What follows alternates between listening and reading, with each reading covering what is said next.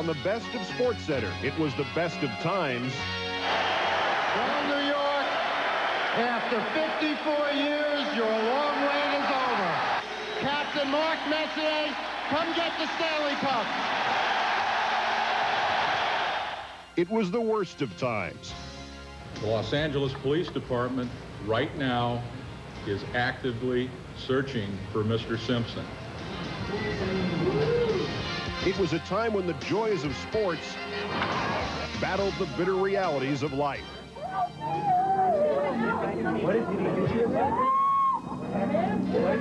Times when tragedy turned into near comedy, and times when some basketball players turned into baseball players, and some other basketball players turned into basketball coaches, and then basketball owners.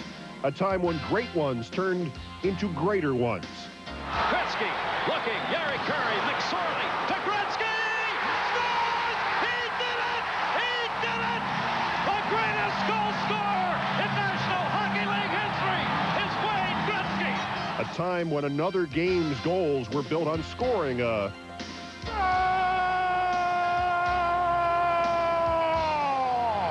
And for some, it was first the best of times. If you're going to talk the talk, you got to walk the walk. And then the worst of times. We have mutually decided that I would no longer be the head football coach with the Dallas Cowboys. As we review it all, we promise you we'll be on fire. Heads up, the best of SportCenter is next.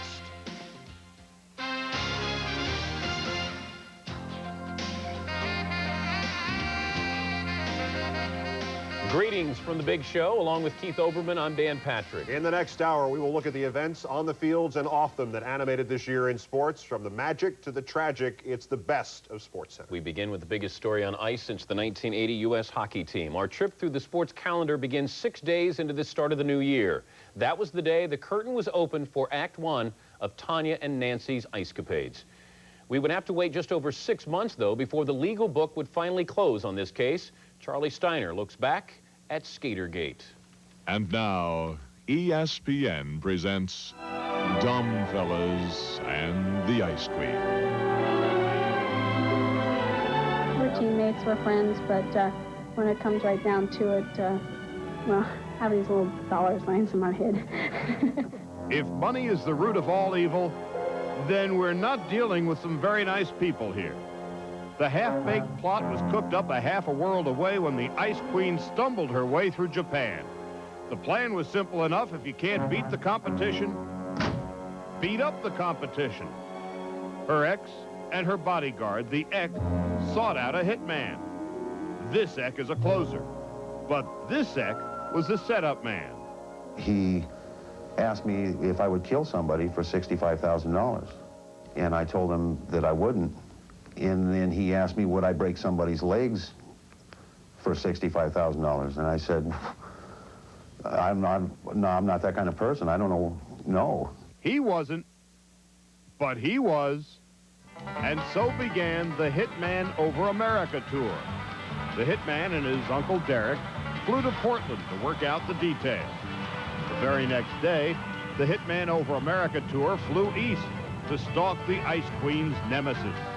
But he couldn't find her, and with cash running low, the Hitman Over America tour left the driving to someone else. Next stop, Detroit, where the Hitman made himself right at home. He rented a couple of cinematic epics, Hollywood Fantasies, and The Girls of Beverly Hills. 48 hours later, the deed was done, and so was the Hitman Over America tour. And by the time they got to Phoenix, the tour had consumed 12 days, 7,400 miles, 5 cities, 4 hotels, 2 porno flicks, and 1 assault. Meanwhile, the Ice Queen wins the figure skating championships at a place on the Olympic team. Isn't that nice? With Very, Tanya very good. Harding, you're never quite sure what you're going to get. Well, she got home with her ex and her bodyguard by her side. But within 4 days, the bodyguard's wardrobe had gone from overcoat and tie to ski parka and T-shirt and handcuffs. The Hitman and Uncle Derek were sporting a similar ensemble. The strain was beginning to take its toll on the Hitman's grandma. who took her frustrations out on a TV news truck. Get us back to my car. Okay. Well, the problem is we have a report you were shooting at somebody up here. Can you step out away from the house? Well, what, that I shot 2 shots into the air? Well, what's wrong with that? And then she also said, I'm a gun-toting grandma. Meanwhile, Tanya, not that one, this one, the one that made the triple axel famous. Not that one, this one, was laying low with her live-in ex-husband. We're just as anxious to talk to you guys as you are to us, and there'll be more in a few days. Yeah, hopefully. How are you feeling right now? It's been a long week, but we're feeling okay. But the Ice Queen had a 10-hour date with the FBI.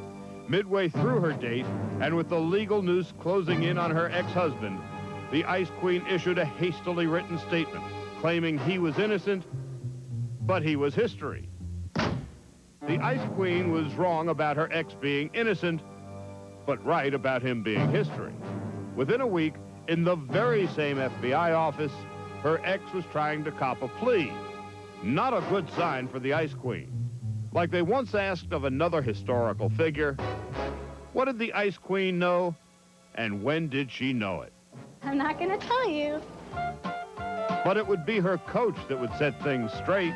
They're not meeting with Tanya tonight. Do you know anything about that? No, I don't. I have no knowledge of that. I know nothing about them. I'm sorry, I don't have details on that. I'm sorry, I don't know. I'm sorry, I don't know. All along, the Ice Queen had said she didn't know anything about anything. But within a few days, she changed her story. I am responsible, however, for failing to report things I learned about the assault when I returned home from nationals.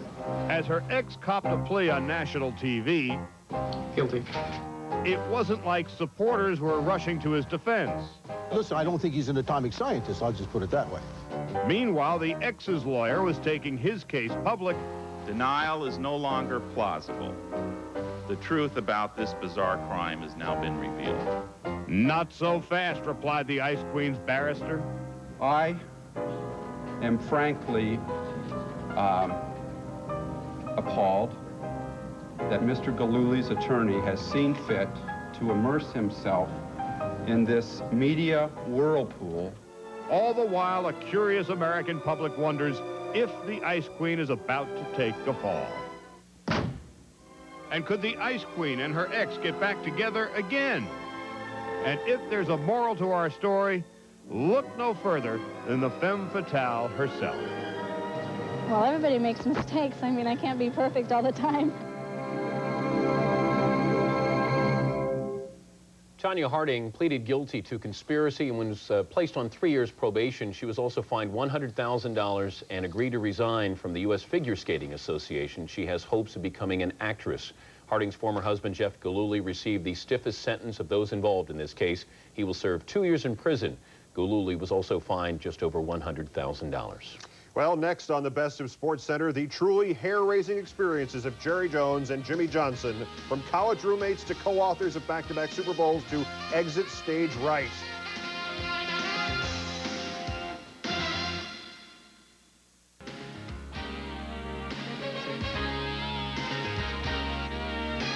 The Best of SportCenter is brought to you by Fila. Change the game.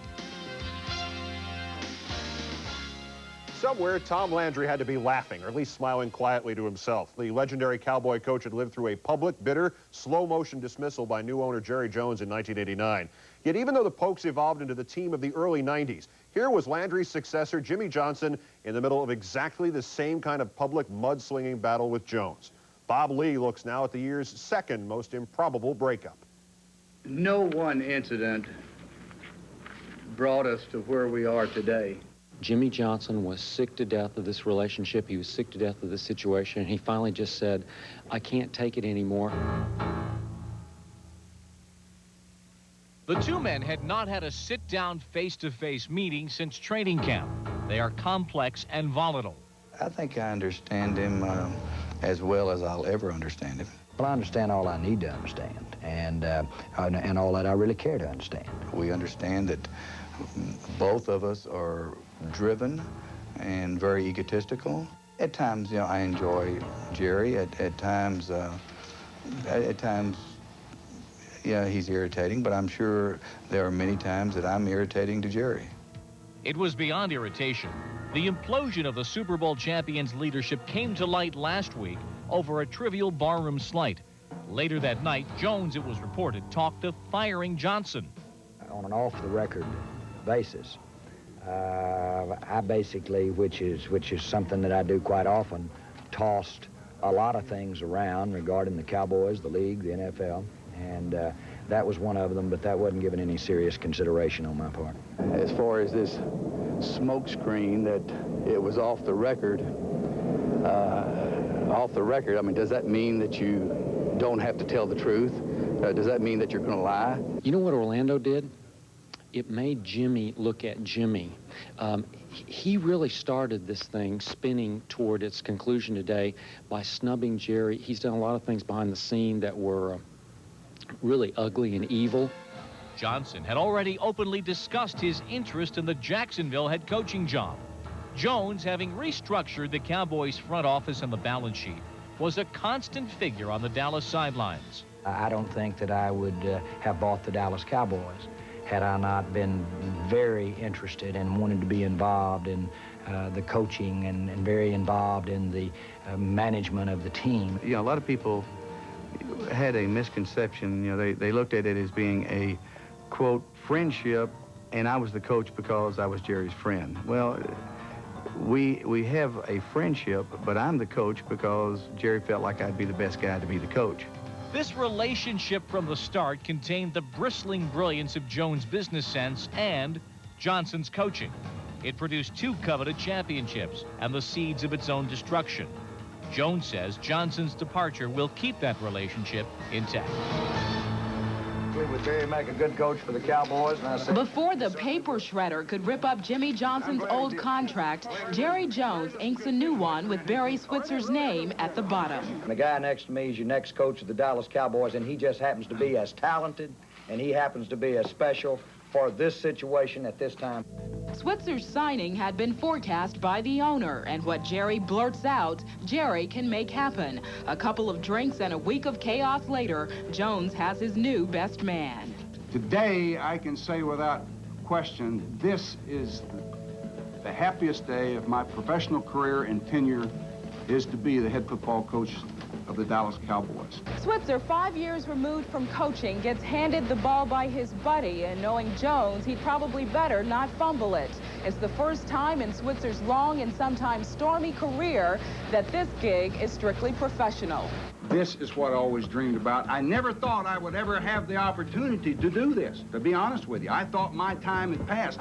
But being at the right place at the right time, we all know, is the key. But not everyone at Cowboys camp wanted to hear or talk about the day's development. Champ, stay out.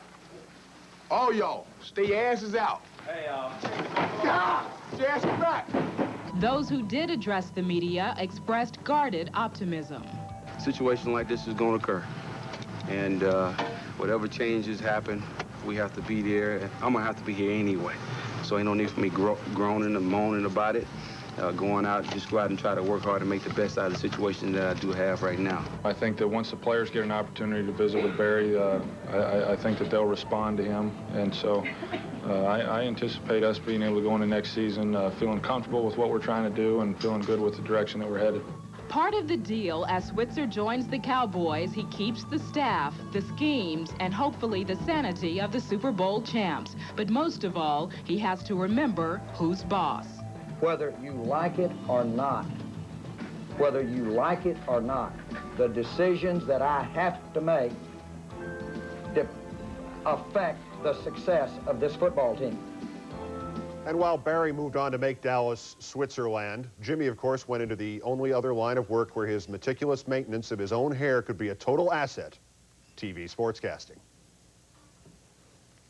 We will stay in the coaching fraternity. When the best of SportCenter returns, his magic becomes a rookie again. But even his presence on the bench was not enough to pump new life.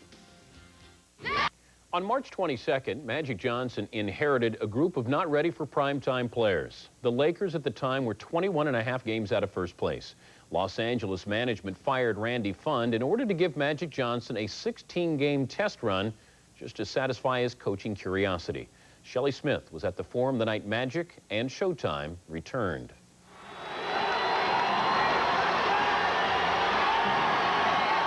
The moment was all Magic. Coach Johnson walked into the Great Western Forum Sunday night, assumed his new role on the Laker bench, and found he couldn't stay there.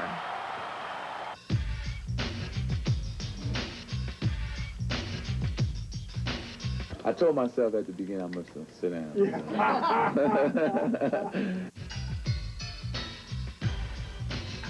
And that didn't work. Not even close.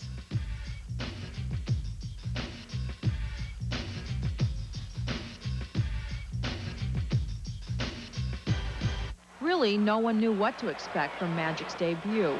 Not the stars who came running back, not the sellout crowd or the mobbing media.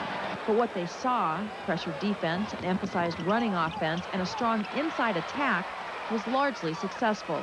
The Bucks shot just 29% in the first half, and although Laker legs gave out in the second half, Magic Ball and Magic the Man got rave reviews. I think he handled himself very well, you know.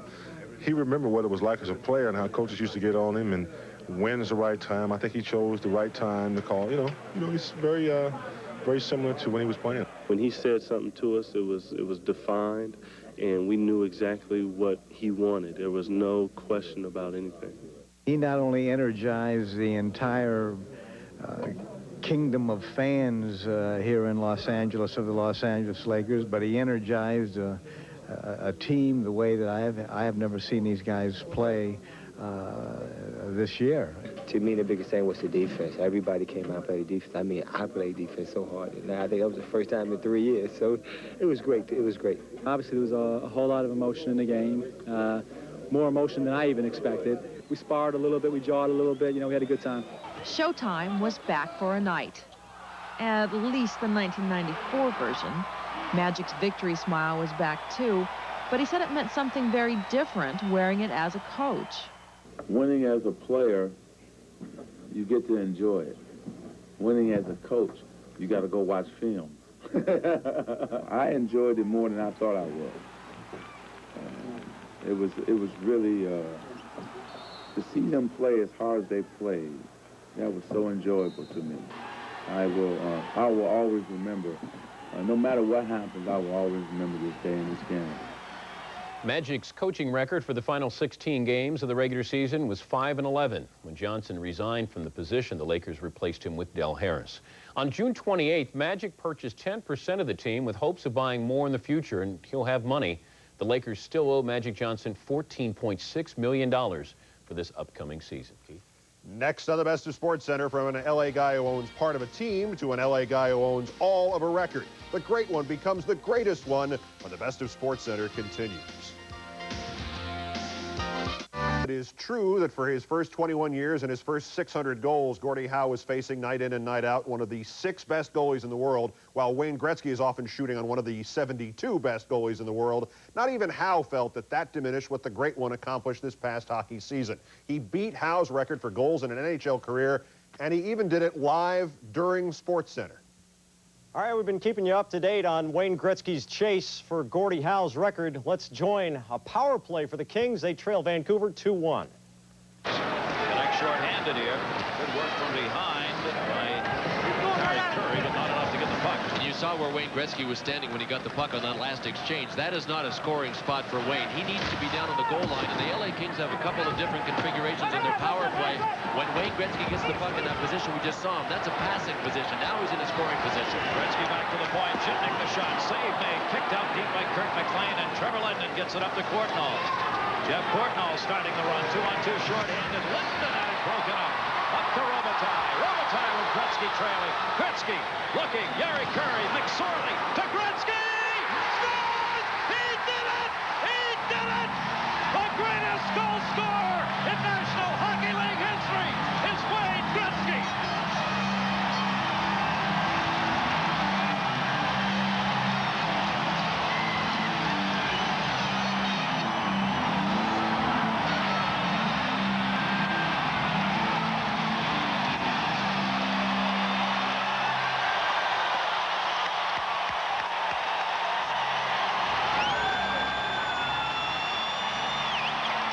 Gretzky has been the single most important player that the game has ever had.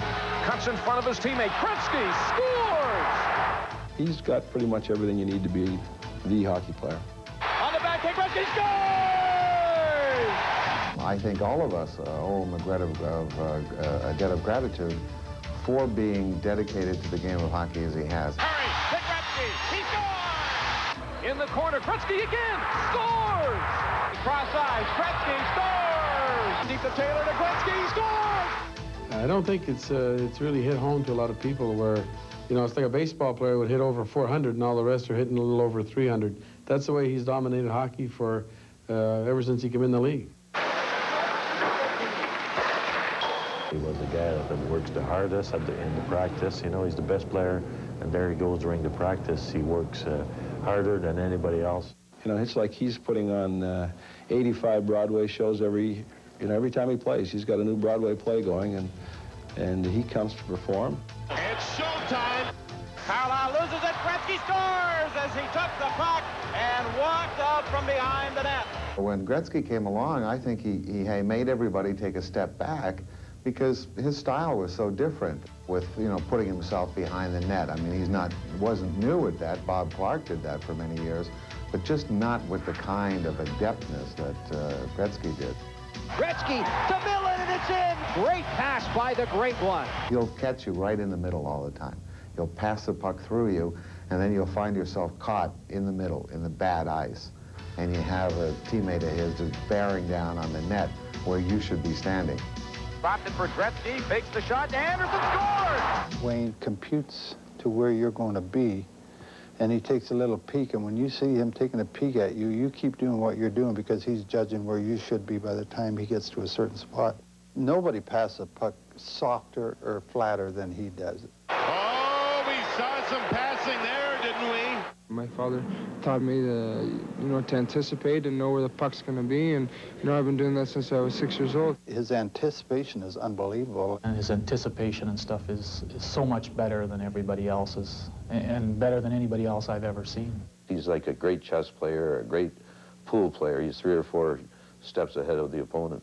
Robitaille, center cuts in front, they score! They score! Wayne Gretzky wins it for Los Angeles! One of the most underrated things about Wayne Gretzky is the fact that he's a great scorer. Number 99 in the clear. He scored! I think Gretzky is a scoring machine. Gretzky with Daniel moving in. Gretzky scores! A perfect shot! A perfect shot by Wayne Gretzky! He's one of those players that you should not antagonize him, whether verbally or physically, because he'll come back and he'll be in your face. And I think it was never a better example than in Anaheim when they started complaining about Wayne Gretzky's whining to the referees. He then goes back into Anaheim the next night and gets 5 points. Gretzky the shot, scores! Wayne Gretzky! I think you try and limit the damage he does to you, but when he wants to, he's going to beat you. How do you think history will perceive you? I hope as a winner. That's all I want to be known as. A guy who went to 6 championships and won 4 of them. Everything else to me I'm very proud of, but it really is irrelevant. Ironically, just after Gretzky became the greatest, his franchise became one of the worst. First, the Kings didn't make the playoffs, then they almost didn't make their payroll. Owner Bruce McNall, who personally brought Gretzky and, in a sense, hockey to L.A., had to declare personal bankruptcy and sell a large percentage of the team. When the best of SportCenter returns, you may have planned to watch Game 5 of the NBA Finals on the night of June 17th, but instead witnessed one of the most bizarre nights in television history.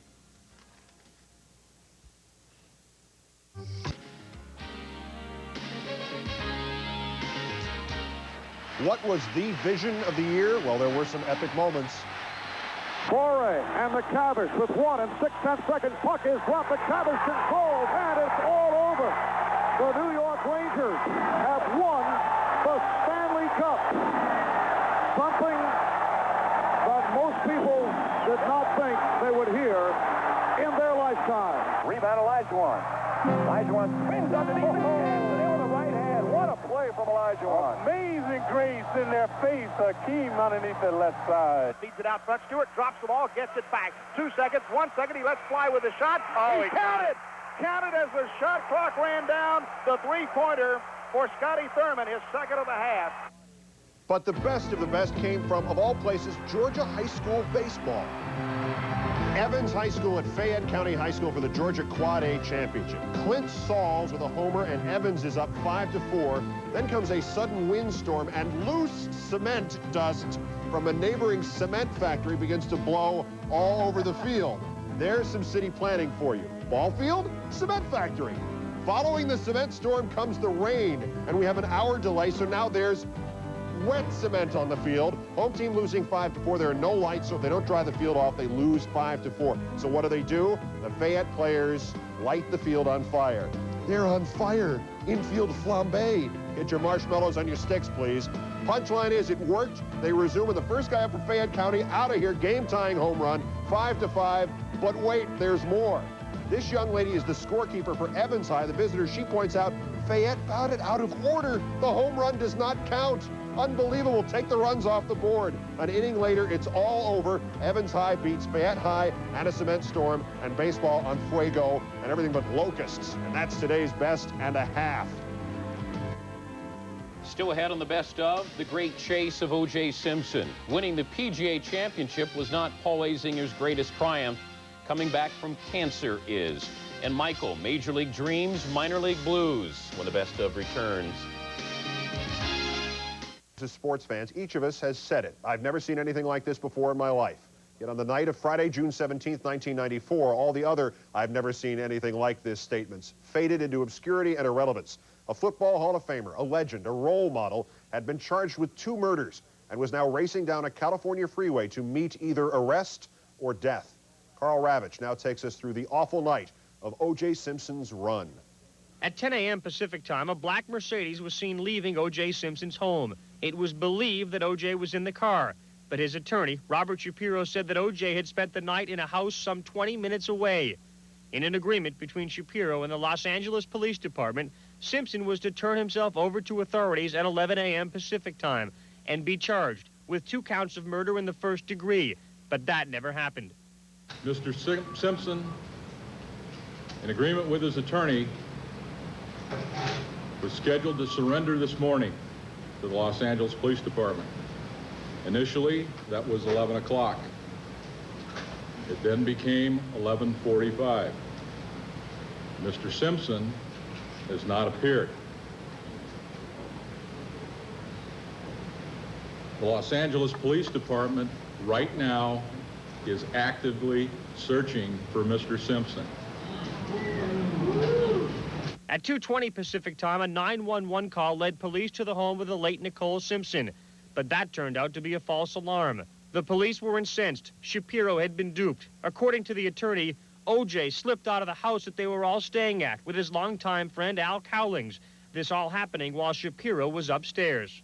Mr. Simpson is a fugitive of justice right now. And if you assist him in any way, you are committing a felony. Simpson's mental state was characterized by those around him as suicidal. A letter written by O.J. and read by his friend at a 5 p.m. press conference seemed to confirm that characterization. Everyone understand, I had nothing to do with Nicole's murder. I loved her, always have, and always will.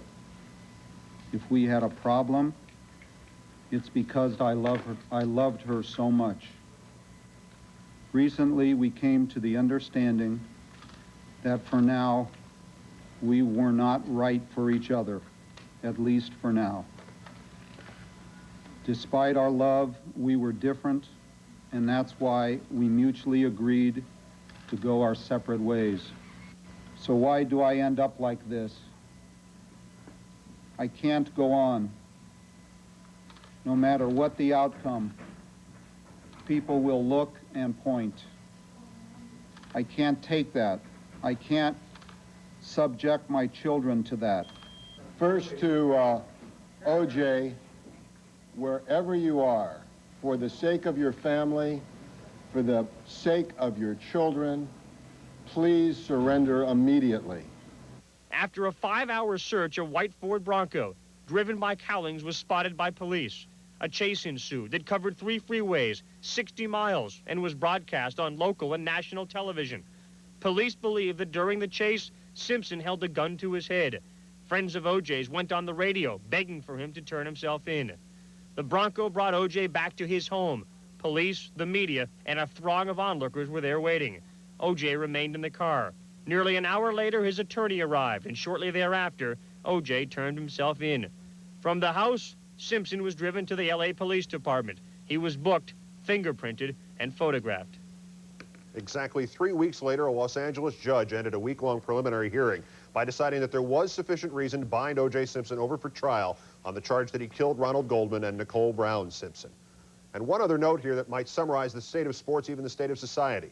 During the preliminary hearing, a sports card manufacturer announced it would live up to its contract to include an autographed O.J. Simpson card in an upcoming issue, and that Simpson had told them through his agent that he would sign the cards even if he had to do it in jail.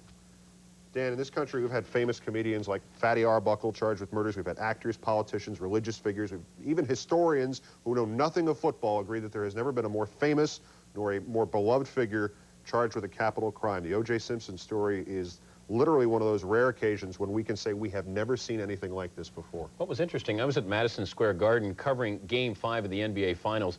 90% of the press room, they were interested in the game when the O.J. story first unfolded. 30 minutes into the chase, 90% of the media turned its back on the Rockets and the Knicks, turned their attention to O.J. Simpson. And the only story I can think that rivals the live coverage of O.J. Simpson was when Lee Harvey Oswald was shot by Jack Ruby.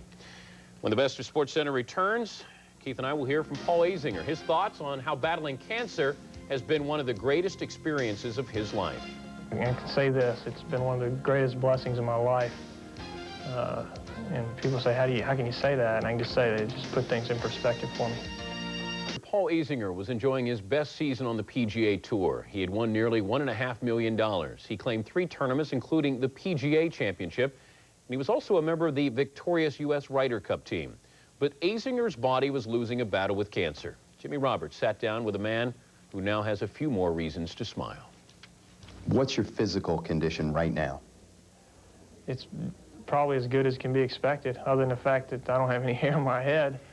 I don't think anybody would be able to tell I was sick. Chemotherapy is a pretty debilitating medicine. I mean, it took me out of commission every treatment for at least 10 days, 7 to 10 days. You know, it just affected me. You know, I got very, very sick, nauseated, and then, of course, the fatigue thing took about 10 days, but I'd have 10 bad days a month, and I'd have 20 good days a month, and the good days were no different than before I was diagnosed with having this cancer in my shoulder. And I've done all my treatments, and the prognosis is excellent. I just did a CAT scan. They found no cancer in the bone of my shoulder. They're going to still radiate me based on my MRIs and where the cancer was. And so that's encouraging news. But I'm looking forward to getting back out on tour. I haven't really thought too much about golf until today.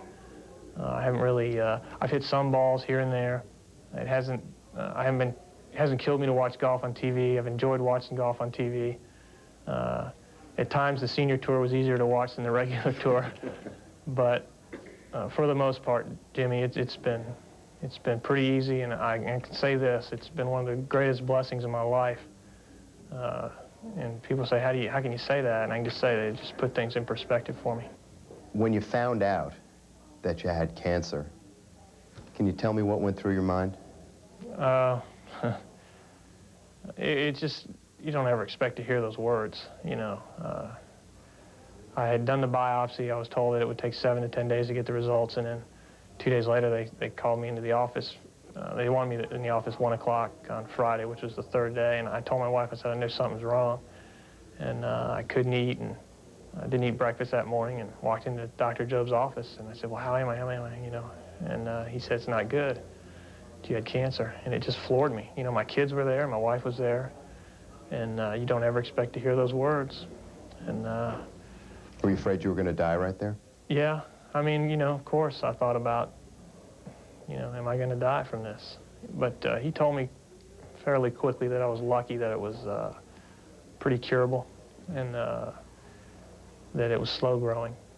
And what they wanted to do now was, you know, next was to see if it had spread. And so I had to wait 3.5 days or so for the results to come back. And every piece of news I've gotten since I found out I had cancer has been positive. You know, it's not in my blood, it's not in my bone marrow, it's not in my lymph nodes. CAT scans were negative, they caught it as early as they could catch it. It is the slowest growing, most curable kind, and I can say right now that my shoulder doesn't hurt. It hasn't hurt for about 3 or 4 months. Let me ask you 2 other quick questions. Number 1, it's kind of ironic you're here talking this week when it was a year ago, maybe not on the calendar, but certainly on the PGA calendar, that you had one of the most dramatic wins, you know, that we've seen in a long time.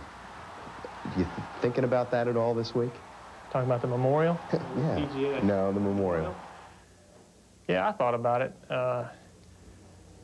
You know, it's just, Jimmy, I think what people ought to realize is that, first of all, none of us are guaranteed tomorrow.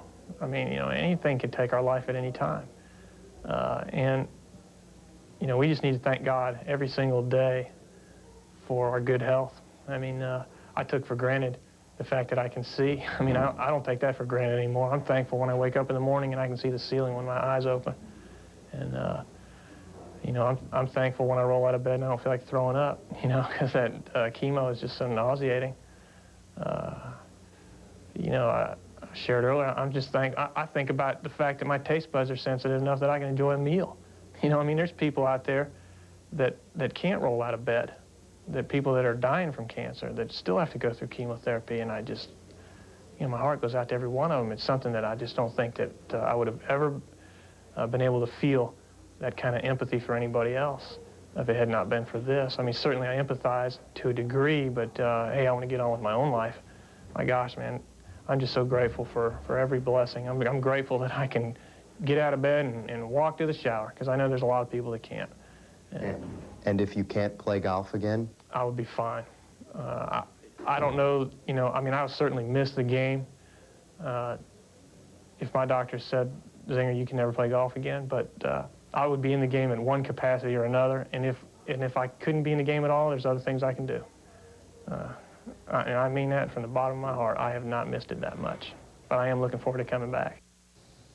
Azinger has received thousands of cards and letters. One of the messages that has left an impact on him came from NBC golf analyst Johnny Miller, who said, "It's not what we accomplish in life, it's what we overcome." Azinger says he is still planning on defending his PGA title next month in Tulsa, Oklahoma. Keith?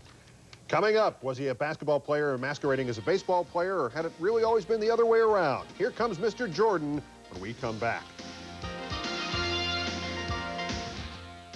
We should have seen it coming, I guess. When Michael Jordan shattered the NBA by retiring at the height of his powers, he did so during a Chicago White Sox playoff game. Within weeks, the unbelievable rumors had begun. Mike was going to try to return to his first love, his father's first love, baseball. The rest is history and controversy. Michael Jordan is the latter-day Elvis. Baseball still the national pastime. Is this an unseemly spectacle or a celebration of Jordan's ambition and the attraction of the game? The debate can turn fierce and create strange bedfellows. I think this whole thing is a curiosity. I think the whole thing is a hoax, really. Jordan has shown a greater love for baseball, a greater respect for baseball than so many of the people who play it only because it's a profession. Baseball does pretty well without Michael Jordan, and I think that it can do pretty well without him in the future. The greatest basketball player of all time says his dream is to play baseball. Now, doesn't that say something about what baseball really is and about baseball status in America? If this is so good for baseball, then every team should have a celebrity spot on their roster. Tom Selleck could play for the Tigers. He certainly has a better baseball swing than Michael Jordan. The fundamentalists are fundamental, and all they see is the purity of this game. They don't see a game, they see a temple, and he has defiled the temple. That attitude among players is expressed privately. I was surprised walking around the camps in Florida at the vehemence and animosity that Michael Jordan's audition was getting from players and coaches. Pirate shortstop Jay Bell refused his wife's request to get Jordan's autograph. Said Bell, he's done nothing to earn that. Teammate Andy Van Slyke said Jordan would play in the majors when there was peace in the Middle East. The Yankees' Wade Boggs took issue with a SportCenter graphic comparing his spring slump to Jordan's. The spring training spectacle touched some nerves. My main concern is that I want people to understand that baseball is a game, but it's a job, and it's very, very hard work, and that, you know, you can't promote baseball in that way, I don't think. He is Michael Jordan. He's not some 31-year-old guy. And he's done so much for the city of Chicago, so much for the Chicago Bulls. He's earned the right to come down here and take a shot. I think it's wrong for him to use his celebrity to take advantage of this opportunity. Opportunities that are very finite and precious each spring.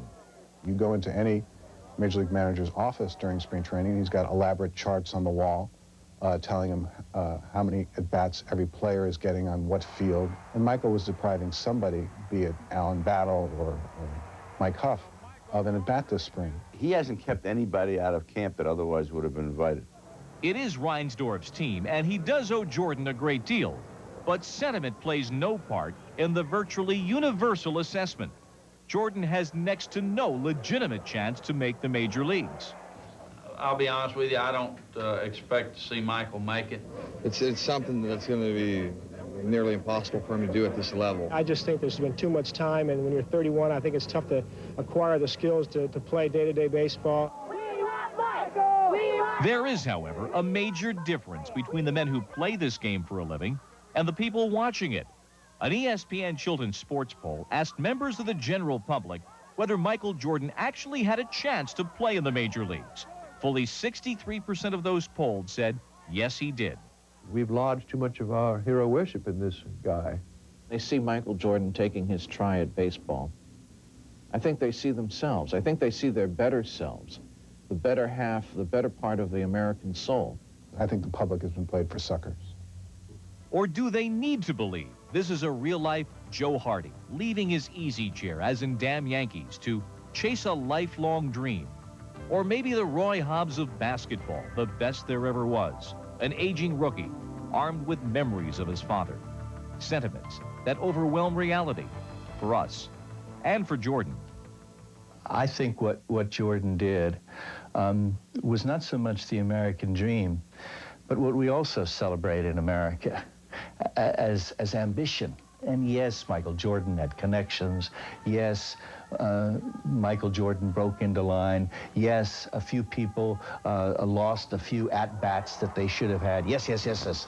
But when you add it all up, what he did was not only good for Michael Jordan, but it was good for all of us who do dream. Unless you go out there and try it, unless you go out there and prove it, or prove to yourself you can't do it, you'll always wonder. And I say, if you got a dream, go for it. Hey, dreams do come true. He calls it his dream that he wants to be a Major League Baseball player. I call it a delusion. Will this spring of dreams, chasing fastballs in the Florida sun, diminish his legacy, his legend?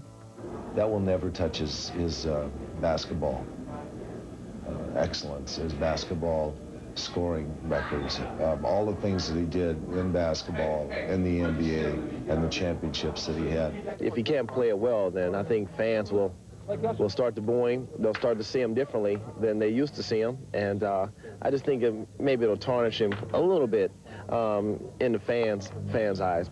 There is some urge, I think, that this man is such a hero in the Greek sense that he can move from one sport to another and be just as titanic. And what happens is, as always happens with the Greek heroes, that's called hubris, which means that you fall.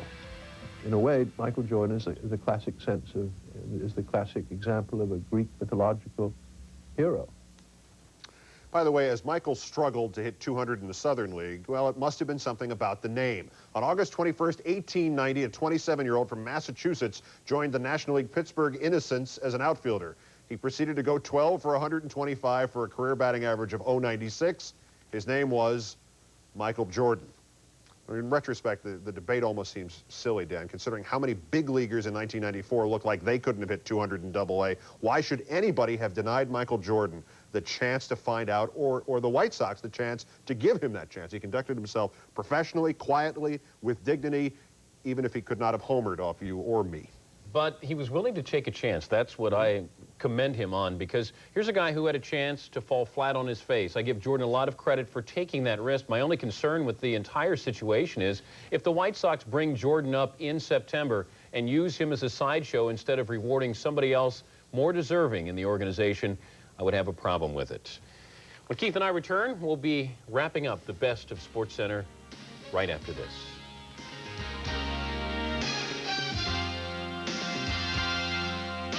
The best of SportsCenter is brought to you by Hanes Men and Boys Underwear. Just wait till we get our Hanes on you. Well, we've mentioned almost all the best of SportsCenter, but we've yet to mention the best of all, you. On behalf of all of us here on the air and off, we thank you for watching. We leave you now with some more images of 1994. Thanks.